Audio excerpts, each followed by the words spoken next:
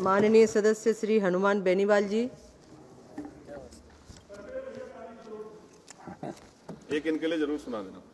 सभापति महोदय, आपने मुझे आज राष्ट्रीय गीत वंदे मातरम के 150 वर्ष पूर्ण होने पर सदन में हो रही विशेष चर्चा पर बोलने का अवसर दिया, इसके लिए धन्यवाद। वंदे मातरम के 150वें वर्ष का महोत्सव देश मना रहा है। ये पुण्य अवसर हमें नई प्रेरणा देगा, कोटि कोटि देशवासियों को नई ऊर्जा से भरेगा। इस दिन को इतिहास की तारीख में अंकित करने के लिए भी आज सब लोग जिस तरह मिलकर कर रहे थे, लेकिन दुर्भाग्य इस बात का जो संख्या उसके अंदर होनी चाहिए, वो लोग इसको इतना सीरियस नहीं ले रहे हैं जितने इधर के लोग ले रहे हैं। इधर के नेता बात कर रहे थे, अब तो कोई नहीं दिख रहा, 3-3, 4-4 लोग बैठे हैं। ये तो हम सिंगल मेंबर हैं जो कोरम पूरा कर रहे हैं आपका लोकसभा का। इसका समय मिलेगा एक दो अध्यक्ष सभापति महोदय, मैं इस देश के महापुरुषों को, अनगिनत स्वतंत्रता सेनानियों को, भारत माँ के संतानों को वंदे मातरम इस मंत्र के लिए जीवन खपाने के लिए श्रद्धापूर्वक नमन करता हूं और देशवासियों के अवसर पर मैं बधाई देता हूं। सभापति महोदय, मेरे से पूर्व वक्ता हमारे नगीना और हैदराबाद से आने वाले सांसदों ने जो बात कही इस देश के वर्तमान हालात की, वंदे मातरम की रचना बंकिम चंद्र चट्टोपाध्याय ने 1875 में की थी और बाद में 1881 के अंदर उनके उपन्यास आनंद मठ में ये प्रकाशित हुआ। जब बंकिम बाबू ने वंदे मातरम की रचना की तब भारत अपने उस स्वर्णिम दौर जो सोने की चिड़िया कहलाता था उससे बहुत दूर जा चुका था। विदेशी आक्रमणकारियों ने उनके हमले, लूटपाट, अंग्रेजों की शोषणकारी नीतियां, उस समय हमारा देश गरीबी और भूखमरी के चंगुल से करा रहा था।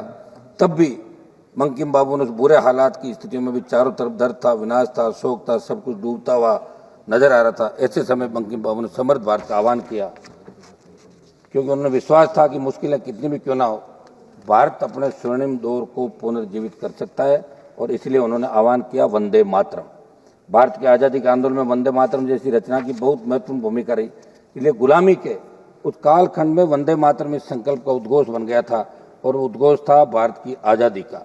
माँ भारती के हाथों से गुलामी की बेड़ियां टूटेगी और उसकी संतानें स्वयं अपने भाग्य विधाता बनेगी। सभापति महोदय, मैं राजस्थान की धरती से आता हूं। ये धरती भी शक्ति एवं भक्ति वीरों की धरती रही है। हमारे से भी बहुत से स्वतंत्र सेनानियों ने, बहुत से लोगों ने आज़ादी के आंदोलन में शहादत दी।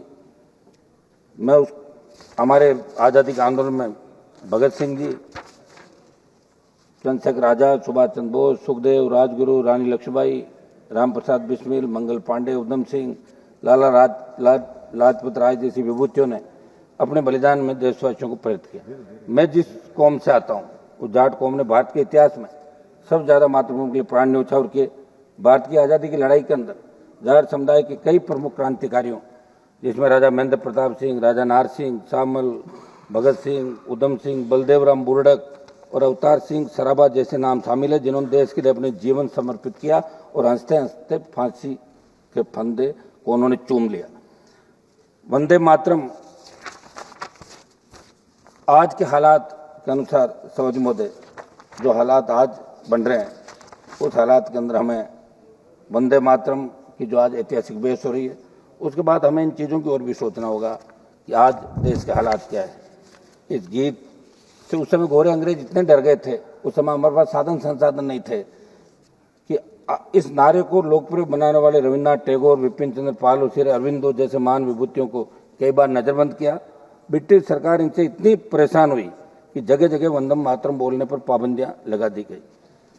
आज अपन जो ये चर्चा करें, निश्चित रूप से आपका एजेंडा क्या होगा, इनका एजेंडा क्या, मैं इसमें नहीं जाना चाहता, लेकिन सभी कौम के महापुरुषों ने इस देश को आजाद करने के अंदर हिंदू, मुस्लिम, सिख, ईसाई तमाम जातियों ने, आदिवासियों का अलग आंदोलन था, किसान अलग आंदोलन कर रहे थे, सारे क्रांतिकारी इस देश को बचाने का काम कर रहे थे। राष्ट्रपिता महात्मा गांधी के नेतृत्व में सिर्फ हिंदू सिख ही नहीं, मुसलमान भाई बहनों का भी प्रमुख योगदान रहा।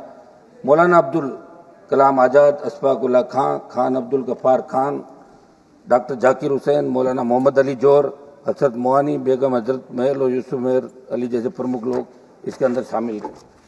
सभापति महोदय, ये अच्छी बात है कि प्रधानमंत्री ने वंदे मातरम की चर्चा की शुरुआत की। वंदे मातरम जय हिंद देश की संस्कृति और स्वतंत्रता संग्राम से जुड़े नारे, लेकिन इसी सरकार ने जिसने राज्यसभा में नारों के इस्तेमाल पर प्रतिबंध संबंधी अधिसूचना जारी की थी। राज्यसभा बुलेटिन में सांसदों को शिष्टाचार और परंपरा का हवाला देते हुए जय हिंद और वंदे मातरम जैसे नारे नहीं लगाने की सलाह दी। कौन सरकार ने? इसी सरकार ने। जब सरकार का नाम आती घंटी तो यहाँ तो कितना पहल के गए लोग, थोड़ा बहुत तो बोलने दो सर। जब इन्हीं पर चर्चा करते हैं तो बहुत कुछ आक्षेप लगता है। उम्मीद है कि वंदे मातरम पर व्यापक और सार्थक चर्चा होगी और ये चर्चा पश्चिम बंगाल चुनाव को ध्यान में रखकर किसी एजेंडे में न बदल जाए। चर्चा राजनीति से ऊपर उठकर देश हित को प्राथमिकता दे, लेकिन ये दुर्भाग्य कि आज चर्चा में भाजपा के ज्यादातर लोग राजनीति कर रहे थे और कांग्रेस वाले है नहीं। ये भी बड़ा दुर्भाग्य। आप देखिए, वर्तमान सरकार के पर नहीं बल्कि देश के सामने मौजूद जटिल समस्याओं, महंगाई, बेरोजगारी, आर्थिक विकास, महिला सुरक्षा, किसानों की व्यापक समस्याओं, सांप्रदायिक हिंसाओं, समाज में बढ़ता अपराध, युवाओं में बढ़ता नशा, इन पर रोक देने की आवश्यकता है। हाल ही के सितंबर महीने में इनके जो जिनको लोग गोदी मीडिया कहते हैं, मोदी मीडिया, इंडिया टुडे सी वोटर द्वारा किए गए सर्वे के मुताबिक पीएम के नेतृत्व में पिछले 11 साल में उनकी सबसे बड़ी जो असफलता बताई बेरोजगारी। 27.1% लोगों का मानना है कि बेरोजगारी सरकार की सबसे बड़ी असफलता। 6.5% लोगों ने आर्थिक उन्नति को धीमे होने की बात कही। 5.8% लोगों मतलब मोदी सरकार के तो अल्पसंख्यक समुदाय में भय का माहौल। 5.3% लोगों मतलब महिला सुरक्षा और 4.8% कह रहे हैं कि आतंकवाद को न संभाल पाना भी दिक्कत है। बहुत उम्मीद करी थी, मैं भी आपके एनडीए में था पिछली बार जब जीत के आया था। और ये जो हालात अभी ऑपरेशन सिंदूर और उसके बाद बना, जब 14 में सरकार आई, 19 में आई, 24 में आई, तो नौजवानों ने एक सपना सोचा कि अब सादत नहीं होगी बॉर्डर पे, अब देश सुरक्षित हो गया। लेकिन अभी उतने शहीद हो रहे हैं हमारे लोग, तो ये सादत कब रुकेगी ये देश जानना चाहता है। मैं एक घटना का जिक्र करना चाहूंगा सऊद महोदय। 1905 में बंग आंदोलन के दौरान अंग्रेजों ने वंदे मातरम के सार्वजनिक प्रतिबंध लगाया। फिर भी 14 अप्रैल 1906 को 22 साल में हजारों लोगों ने अंग्रेजों के आदेश को नहीं माना, तब पुलिस ने उन पर लाठीचार्ज किया। सऊद महोदय, आज सरकार वंदे मातरम चर्चा जरूर करवा रही है, मगर 22 साल में 1906 में अंग्रेजी हुकूमत ने क्या भाजपा की सरकार भी उसी नीति पर नहीं चल रही है? हरियाणा का जाट आरक्षण आंदोलन, राजस्थान का गुर्जर आरक्षण आंदोलन, पहलवान बेटियों का आंदोलन, फिर किसान आंदोलन का जिक्र करें। आपकी पार्टी की सरकार ने आंदोलनों को अंग्रेजों की तर्ज पर कुचलने का काम किया। ऐसे में आपको राष्ट्रगीत के महत्व को आत्मसात करने की आवश्यकता है। सवज महोदय, बस 1 मिनट समाप्त कराऊं। सवज महोदय, मुझे लग रहा है कि जैसी थोड़ी सी बात होती है आप घंटी बजा देती है। यहाँ आज सब लोग चर्चा में भाग ले रहे हैं, हम सब बैठे हैं शाम तक, तो आपको सबको सुनने की आदत रखनी चाहिए। छोड़ोगे नहीं तो सुधार कैसे? 1 मिनट समाप्त कराऊं, सब लास्ट तो बोल रहे थे मुझे। 1 मिनट बैठा कंक्लूड कर लेने दो। बस लास्ट मेरा इतना ही निवेदन था।